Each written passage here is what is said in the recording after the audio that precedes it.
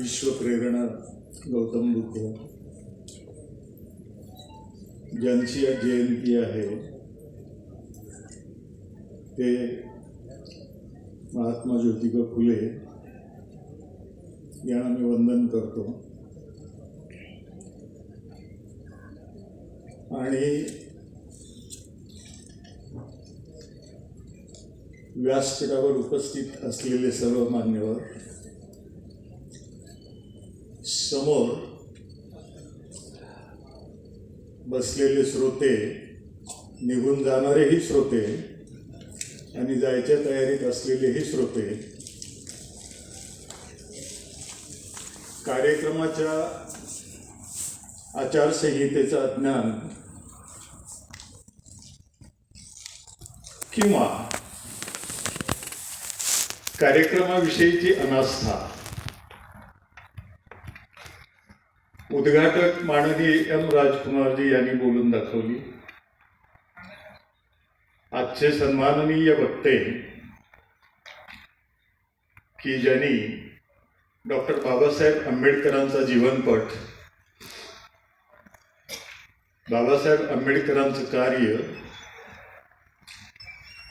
आणि समाज प्रबोधनासाठी, समाज उन्नतीसाठी ज्या एका कार्यक्रमाची रूपरेषा आखण्याची गरज आहे त्याविषयीचा एक ट्रेलर त्यांनी आपल्या व्याख्यानामधून दिला आणि तो आपण सर्वांनी अत्यंत तन्मयतेने ऐकला. त्याविषयी सरांनी आपलं कौतुक केलेलंच आहे. पुढे केव्हा तरी जेव्हा मी कार्यक्रमाचा अध्यक्ष असेल,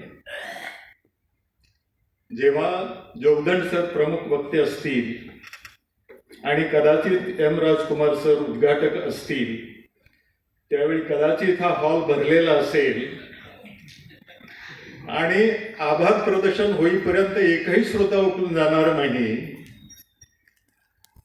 असा एक दिवस नक्की येईल अशी मी अपेक्षा करतो आणि अध्यक्षीय भाषण जरूर करतो. अध्यक्षांनी फार बोलू नये हा एक संकेत आहे.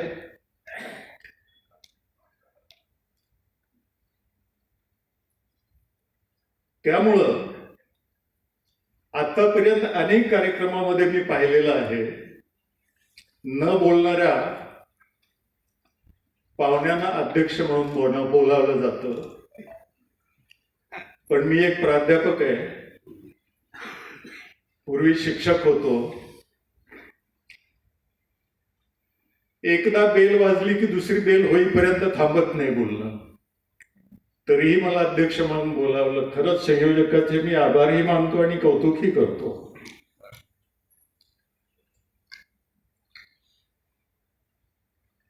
आजचा विषय, व्याख्यानमालेचं पहिलंच पुष्प आणि त्याचा विषय अमृत महोत्सवी, संविधानाची अमृत महोत्सवी वाटचाल. आपल्या सर्वांना माहिती आहे, पुन्हा त्याची पुनरुक्ती करण्याची गरज नाही.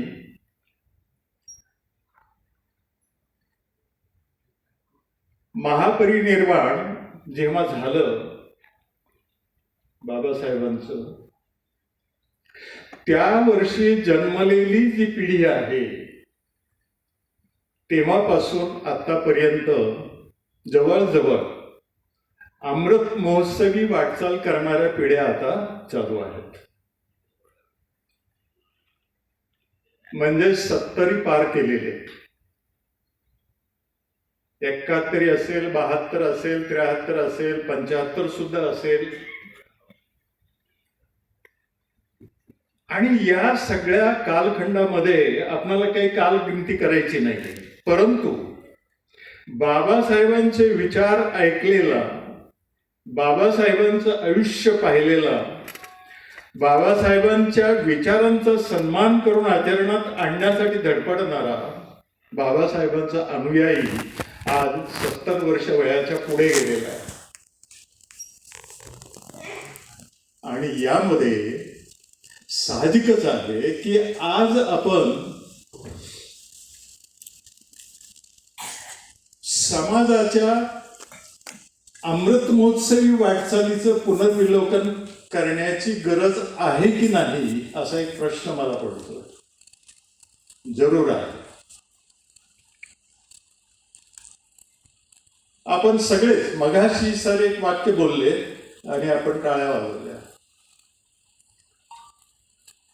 गेल्या आठवड्यामध्ये मी एका कार्यक्रमाला गेलो होतो आणि तिथे एक वाक्य असंच एक वक्ते बोलले, जोपर्यंत चंद्र सूर्य आहे तोपर्यंत राज्यघटना बदलली जाणार नाही.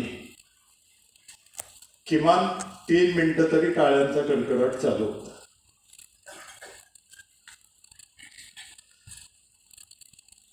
जोगदंड सर, मी जेवढ्या कार्यक्रमाला गेलो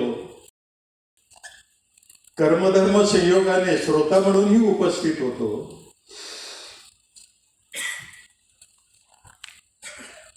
टाळ्या वाजवण्यासाठी वक्त्यांनी वाक्य बोलायची आणि केवळ टाळ्या वाजवण्यासाठी आम्ही व्याख्यानं ऐकायची. 71 वर्षाचा प्रवास या 2 टोकामध्येच कुठंतरी चाच पडतोय असं माझं मत आहे. मला माहित आहे बाबासाहेबांनी किती कष्ट केले, कारण मी वाचले. बाबासाहेबांनी किती अडचणीतून शिक्षण घेतलं, किती परिश्रम केले, किती अभ्यास केला, किती संघर्ष केला, परिवर्तनासाठी काय केलं. प्रत्येक थरामध्ये, प्रत्येक स्तरावरती, प्रत्येक घटकाबरोबर बाबासाहेबांनी संघर्ष केला हे आम्हाला माहित आहे. पण तुमचं काय? ज्या समाजासाठी बाबासाहेबांनी हे केलं त्या समाजाने काय केलं, त्या समाजाचं काय, तो कुठे आहे आणि तो जिथं कुठं आहे तो तसा का आहे.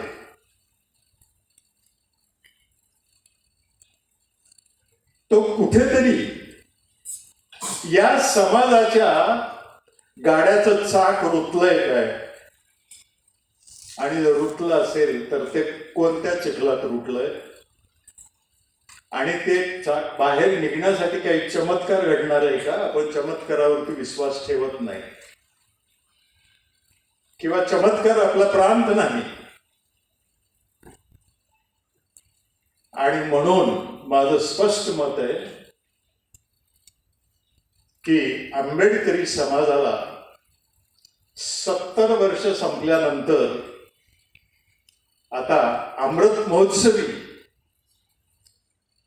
वर्षाकडे वाटचाल करत असताना आपण कुठे आहोत हा एक प्रश्न विचारून आपल्या समाजाच्या सर्वांगीण पुनर्विलोकनाचा प्रयत्न करणं अत्यंत गरजेचं आहे. थोडक्यात याचं चित्र आपल्याला काय दिसतं सरांनी पण सांगितलं मगाशी. आजही आपल्याला सांगण्याची गरज लागते की आपल्या मुलांना शिकवा. आजही आपल्याला सांगण्याची गरज लागते की आपल्या मुलांना स्वतःच्या पायावर उभं करा. पण ही मुलं करतात काय? आज ती कुठं आहेत? अधिकाऱ्यांची आकडेवारी आपल्याला सांगितली गेली, व्यवसाय करणाऱ्यांची आकडेवारी आपल्याला सांगण्यात आली, राजकारण करणाऱ्यांची ही आकडेवारी आपल्याला सांगण्यात आली. बाकीच्यांचं सोडून द्या, परंतु कर्मचारी असलेल्या कर्मचाऱ्यांची, सुशिक्षित असलेल्या सर्व कुटुंब प्रमुखाची जी पुढची पिढी आहे ती कुठं आहे आणि काय करते याचा तरी एकदा साकल्याने विचार करावा आणि त्यांच्या भवितव्यासाठी, त्यांच्या भल्यासाठी आपण बाबासाहेबांचा विचार आचरणात आणावा. असा विचार आपण का करत नाही? हा कधी आपण अंतर्मुख होऊन विचार केलाय? नोकरी कुठलीही असू द्या, व्यवसाय कुठलाही असू द्या, मी स्वतः MSCB मध्ये मजूर म्हणून काम केलेलं आहे. वास्तवामध्ये कराडच्या रेल्वे स्टेशनवरती मी हमाली करायला गेलो होतो. पण 10वी शिकलेला मुलगा म्हणून तिथल्या हमालाच्या म्हणजे मक्तेदाराने काम करू दिले नाही. तू एवढा शिकला, म्हणजे त्या काळात 1972ला तू एवढा शिकला, तुला हमाली कशी करू देणार मी, तू माझ्या समाजातला आहे. सरळ मला समोर घातलं आणि इंजिनियरच्या MSCBतल्या उभं केलं आणि त्याला सरळ सरळ हा माणूस म्हणाला, साहेब हा माझ्या समाजातला फार शिकलेला आहे. आता मला माहित आहे 10वी म्हणजे काय फार शिकलेलं नव्हतं, पण तो अंगठे बहादूर होता. त्याच्या हाताखाली 100 हमाल काम करत होते. विचार करा, त्या काळी त्या माणसाला वाटलं की 10वी पास झालेला हा मुलगा माझ्या समाजातला फार शिकलेला आहे. 1972, आज आपण 2025 मध्ये आहोत. 45 वर्ष त्या घटनेला 50 वर्ष होत आले. आजही आपण तिथेच आहोत. काय घडतंय नेमकं, हे असं का होतं? कारण एकच आहे. मगाशी खोब्रागडे सरांचा उल्लेख सरांनी केला. 2005 पासून एक अत्यंत चांगली घटना घडली. ती अशी की प्रत्येक पाठ्यपुस्तकाच्या 2ऱ्या किंवा 3ऱ्या पानावरती भारताची राजघटनेची प्रियंबल छापली जाते, सरनामा छापला जातो. आणि सर, मी जिल्हा परिषदेच्या तपासणी पथकामध्ये सदस्य होतो. मी प्रत्येक शाळेमध्ये जेव्हा जेव्हा तपासणीसाठी जात असे तेव्हा तेव्हा मी शिक्षकांना पहिला प्रश्न विचारत, पानावरची 3ऱ्या पानावरची प्रियंबल तुम्ही मुलांना शिकवली का? उत्तर नाही. शिक्षकांचं उत्तर नाही. मुलांचं उत्तर काय असणार आहे? साहजिकच त्यांना प्रश्न सुद्धा विचारण्याची गरज नाही. शिक्षक जेव्हा म्हणतात की त्यांनी ती प्रियंबल वाचली पण नाही आणि शिकवली पण नाही. मला कधी कधी असं वाटतं की ज्या देशामधले शिक्षक राज्यघटनेविषयी एवढे उदासीन असतील, त्या देशाच्या राज्यघटनेचं भवितव्य काय असेल? आणि हा प्रश्न मला नक्की पडतो. आणि मग मला काय आठवतं माहिती आहे? आम्ही इकडे टाळ्या वाजवतोय, आम्हाला स्वाभिमान आहे. चंद्र सूर्य आहे तोपर्यंत राज्यघटना बदलणार नाही. पण ज्या दिवशी बाबासाहेबांनी मनुस्मृती जाळली, दहन केलं तिचं, म्हणजे एक सामाजिक चलनवलनाची घटना ती होती, ती त्यांनी जाळली, ती नष्ट केली. आणि त्याच वेळी नवीन भारताच्या राज्यघटनेच्या जन्माला सुरुवात झाली होती. त्यावेळी त्याच्या एका जुळ्या भावंडाच्या सुद्धा जन्माची सुरुवात झाली होती. काय सुरुवात झाली होती? बाबासाहेबांनी मनुस्मृतीचं दहन केलं का? तर ज्या मनुस्मृतीच्या तालावरती समाज चाललेला होता, समाजाचं व्यवस्थापन चाललेलं होतं, ते व्यवस्थापन समाजाच्या अधोगतीला कारण होतं. या देशामधला धर्मांधपणा, या देशातली जातीयता, या देशातला भेदभाव, या देशातली अस्पृश्यता, या देशात उभारल्या जाणाऱ्या भिंती, अमानविकतेच्या भिंती, त्या नष्ट करण्याच्या हेतूने त्याची सुरुवात म्हणून मनुस्मृती त्याग करण्यासाठी तिचं दहन करण्यात आलं. आणि त्याच वेळी नवीन राज्यघटनेच्या संकल्पना जन्म घेत होत्या.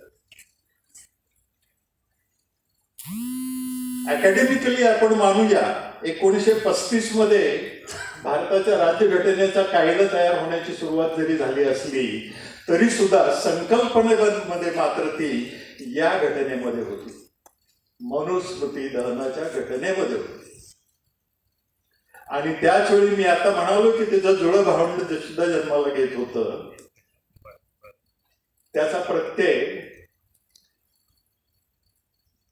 1949 ला झाला. त्यावेळी या घटनेची आलोचना करताना असं वाक्य उच्चारलं गेलं किंवा अशी त्याची चिकित्सा केली की या घटनेमध्ये फक्त नाव भारताचं आहे, भारतीय काहीच नाही.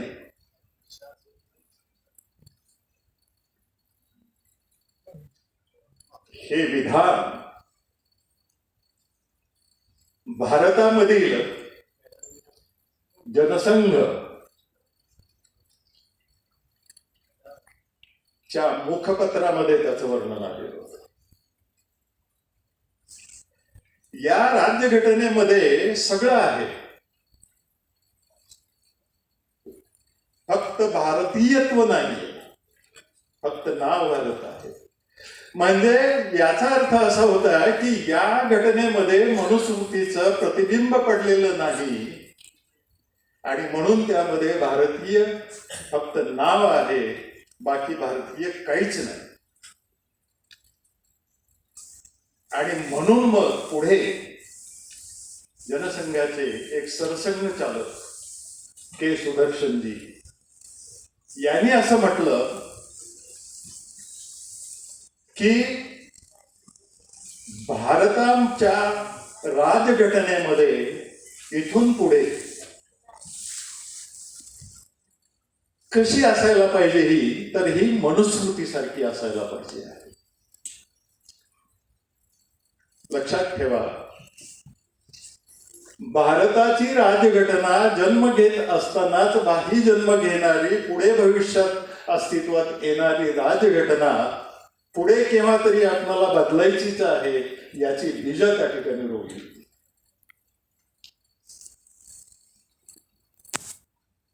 वेळ कमी आहे तरी परंतु मी हा विषय तुमच्या समोर मांडणारच आहे. त्यामध्ये प्रश्न असा होता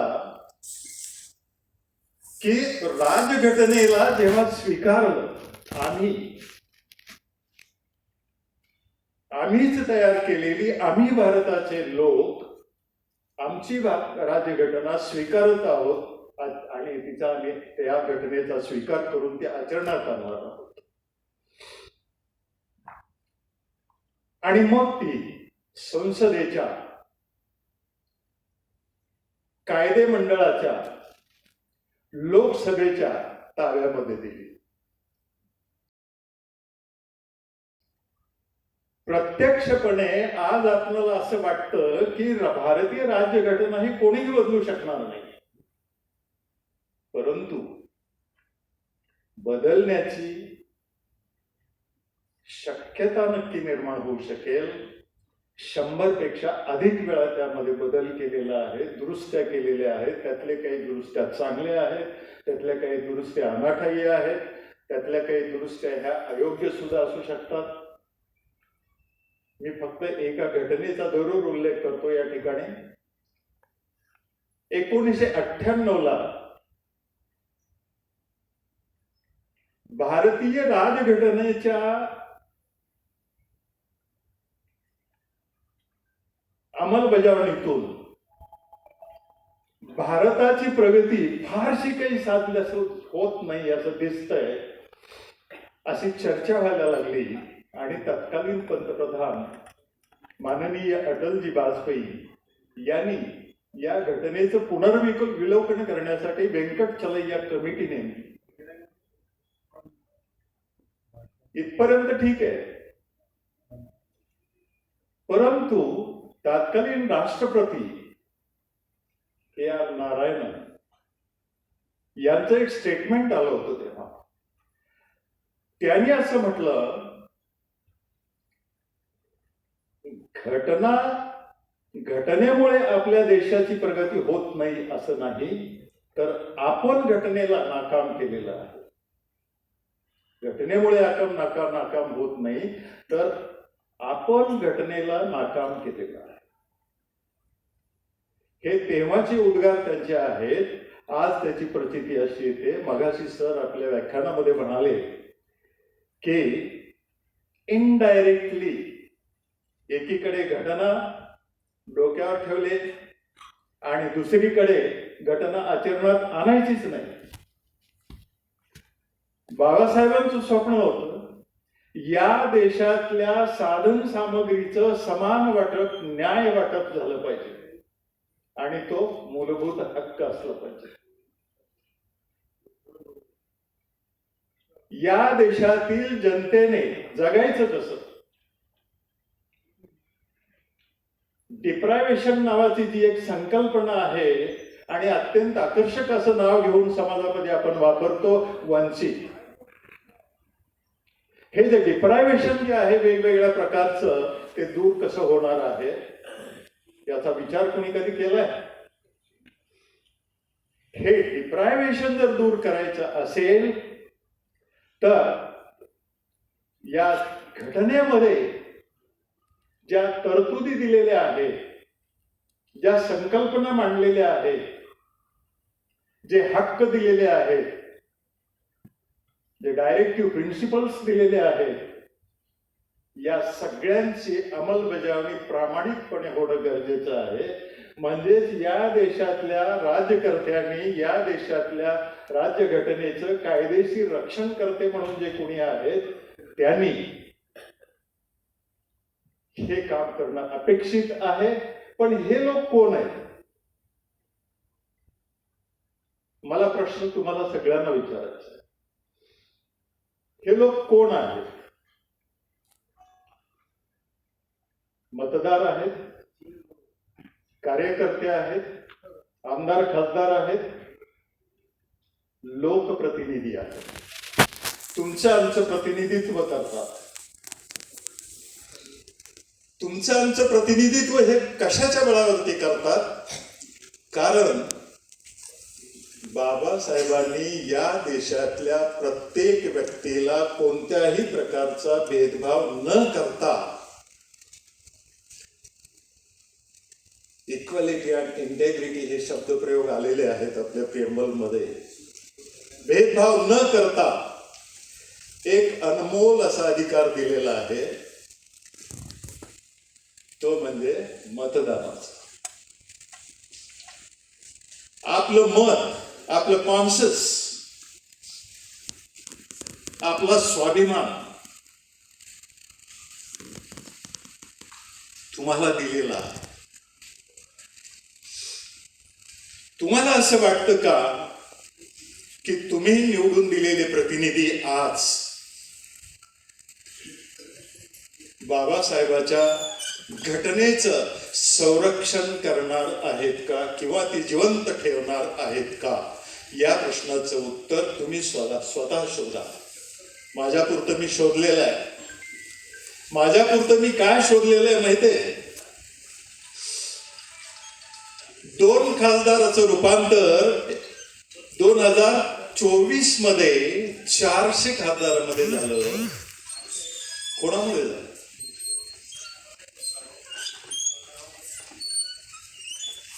कोणत्या मतदारामुळे झालं? बाबासाहेब असं म्हणाले होते की आपण राजकर्ती जमात बना, ते एवढ्याचसाठी की या राजघटनेचं संरक्षण करण्याची जबाबदारी तुमच्यावरती आहे आणि तुम्ही तिथं गेलं पाहिजे, या घटनेचं संरक्षण केलं पाहिजे, त्यातल्या हक्क आणि कर्तव्याचे अमृतफळं ही समाजाला चाखता आली पाहिजे. परंतु आज ती अवस्था शिल्लक राहिलेली दिसत नाही. 2024 मध्ये 400, 2029 ला किती? आणि मग एक गोंडस वाक्य प्रत्येक जण बोलतो, जिकडे सत्ता तिकडे विकास. आणि जर सत्तेमध्ये जर विकास असता तर 60-65 वर्ष पहिली फेज, भारताच्या स्वातंत्र्याची पहिली फेज 1979 पर्यंतची पूर्णपणे काँग्रेसचं सरकार असलेली, त्या काळामध्ये मागासवर्गीयांचा किती किती विकास झाला, किती उद्योजक झाले, किती लोकांमध्ये साधन सामग्रीचं न्याय वाटप झालं, विचार करण्यासारखी गोष्ट आहे. त्याच्या नंतर आलेला कालखंड जो आहे 2014 पर्यंतचा, 19 ते 14, या कालखंडात आलेली सरकार ही केवळ सत्ता टिकवण्यासाठी धडपड करत होती. समाजाचा विचार करण्याची त्यांना फुरसतच नव्हती. कोणाच्या ना कोणाच्या टेकूचं सरकार, आणि त्यामुळं मग लोककल्याणकारी योजना राबवण्याचा विचार किंवा गरज सुद्धा कोणाला भासत नव्हती. आणि 2014 नंतर मात्र आज तागायत एक छत्री सरकार आलेलं आहे. 19 मध्ये काय होईल लक्षात ठेवा. माझं मत असं आहे, राजघटना बदलली जाणार नाही, राजघटना कुणी बदलू शकत नाही, या भ्रमामध्ये राहू नका. हा भ्रम आहे, स्वप्नरंजन आहे. जागे व्हा. आणि राजकारणाच्या दृष्टीने बाबासाहेबांच्या अनुयायांनी, बाबासाहेबांच्या समाजाने जी 52 छकलं केलेली आहे, यादी वाचणार नाही, माझ्याजवळ आहे. 52 छकलं झालेली आहेत. प्रत्येक जणाचा हा दावा आहे, बाबासाहेब मलाच कळाला. प्रत्येक जणाचं म्हणणं आहे, बाबासाहेब मलाच कळाले. मला असं वाटतं, मगाशी एक वाक्य सर बोलले, शिकलेल्या लोकांनी मला फसवलं. मला नक्की असं वाटतं की या 52 जे काही छकल पडलेली आहे, त्याचं वर्णन मी थोडंसं वेगळं करतो. मला नक्की असं वाटतं की बाबासाहेबांच्या नंतर प्रति बाबासाहेब होण्याची जी स्पर्धा लागलेली आहे, अगदी तेव्हापासून बाबासाहेबांच्या महापरिनिर्वाणापासून प्रति बाबासाहेब बनण्याची जी स्पर्धा समाजामध्ये लागलेली आहे, ती आज या क्षणापर्यंत तिचं स्वरूप तीव्र होत चाललेलं आहे. केव्हा ना केव्हा तरी समाज जागे व्हा, केव्हा ना केव्हा तरी आत्मपरीक्षण करा, केव्हा ना केव्हा तरी वास्तव बघा. थोडस स्वप्नरंजनातून बाहेर या आणि मग या घटनेची जबाबदारी कोणाची आहे ती फिक्स करा. प्रत्येक वेळी आम्हीच बाहेर येतो, आम्हीच काटा हातामध्ये घेतो काय, आणि आम्ही रक्षण करते म्हणून पुढे येतो. दुसऱ्या दिवशी आमच्याच गल्लीमध्ये कोंबिंग ऑपरेशन होतं, दुसरीकडे का होत नाही? एक फॅशन झालेली आहे. काय फॅशन आहे? प्रत्येक राज्यातला नेता कोणत्याही जाती धर्मातला पक्षाचा असू द्या, केंद्रातला नेता तोही कोणत्याही जाती धर्म आणि पक्षातला असू द्या, सत्ताधारी असो, विरोधक असो, अमुक असो, तमुक असो, मागासवर्गीय समाजाचा केवळ आणि केवळ बुद्धिभेद करणे याच्याशिवाय या 75 वर्षामध्ये इतर समाजाने, इतर नेत्यांनी या काहीही केलेलं नाहीये. आणि समाजाचा बुद्धिभेद कसा? एक पॉप्युलर वाक्य आहे, बाबासाहेबांची राज्यघटना. मी सरांना प्रश्न विचारतो, बाबासाहेबांची राज्यघटना, हे वाक्य एवढं पॉप्युलर काय झालं? कारण असं आहे की बाबासाहेब म्हटलं की आमचा समाज क्षणात समोर येतो, पुढे येतो. विवा शिरवाडकरांनी एक कविता लिहिली होती छत्रपती शिवरायांच्या सरसेनापती विषयी आणि त्यांच्या साथीदाराविषयी, वेळात दौडले मराठे संत. तशीच बाबासाहेबांचं नाव घेतल्याबरोबर समाजाची होते. आणि म्हणून मग समाजाचा बुद्धिभेद हा केला चाललेला आहे की बाबासाहेबांची घटना, रक्षण करण्याची जबाबदारी तुमची आहे का, इतरांची नाही. आणि म्हणून मग आंदोलनाला तुमचा समाज पुढे, रस्त्यावरती काठ्या लाठासाठी समाज पुढे, क्रांतिकारी समाज आहोत आपण. आणि उद्या कोम्बिंग ऑपरेशन करून तरुण सगळे तुरुंगामध्ये जातात, त्यांच्यावरती खटले भरले जातात, शिक्षणापासून वंचित राहतात, सामाजिक प्रगतीपासून वंचित राहतात. काय चाललंय काय? मला नक्की असं वाटतं, अमृत महोत्सवी वाटचालीकडे जात असताना भारतीय राज्यघटनेचं पुनर्विलोकन करण्याच्या ऐवजी आपण आपल्या आंबेडकरी समाजाच्या प्रगतीचं पुनर्विलोकन करावं. आपण कुठे आहोत, आपण कोणत्या भ्रमामध्ये आहोत, आपण नक्की काय केलं पाहिजे, आपला योग्य मार्ग तो कोणता आहे, तो एकच आहे. बाबासाहेबांची चळवळ समजून घ्यायला आपण कुठंतरी कमी पडलोय, समजून द्यायला चळवळीचे नेते कमी पडलेत. ज्यांच्यावरती समजून देण्याची जबाबदारी होते ते सुशिक्षित लोक कुठंतरी चुकतायत, आणि समजून घेण्याची ज्यांची जबाबदारी आहे तेही कुठंतरी दुर्लक्ष करतात. अशा एका वळणावरती आपण येऊन ठेवलेलो आहोत. आणि म्हणून आपण अशी एक प्लॅन, असा एक रोडमॅप तयार करण्याची गरज आहे समाजातील सुशिक्षित वर्गाने, की या समाजाची प्रगती कोणकोणत्या मार्गाने होऊ शकते. ह्या समाजातील प्रत्येक व्यक्ती राजघटनेमध्ये दिलेले हक्क आणि कर्तव्य याविषयी सज्ञान कसा होईल, सुजान कसा होईल, समजदार कसा होईल. याचाच अर्थ असा आहे की आपणाला कॉन्स्टिट्यूशनल लिटरसी म्हणजे राजघटनेच्या समजून घेण्याची आणि समजदारीची, पण आपल्याही समजदारीची गरज आहे. आपण शिकलोत, सुशिक्षित झालो, पण आपण समजदार झालेलो नाही. 70 वर्ष होऊन गेली, दरवर्षी नवीन पिढी जन्म घेते, तरी सुद्धा आपण अजूनही समजदार झालेलो नाहीत. समजदार होण्याची वेळ आलेली आहे. म्हणून जाता जाता मी आपणाला एवढी विनंती करेल की आपण सुशिक्षित आहात, फक्त आता समजदार बना, प्रत्येक गोष्ट समजून घ्या, आणि समाजाची खरी उन्नती, खरी प्रगती कशी होईल या दृष्टीनं एकत्रित येऊन एकोप्याने खऱ्या अर्थाने डॉक्टर बाबासाहेबांचे पाईक बनण्याचा प्रयत्न करा. आपल्या लढाईमध्ये मीही एक शिपाई आपल्या बरोबर असेल. एवढं बोलून मी माझं भाषण संपवतो.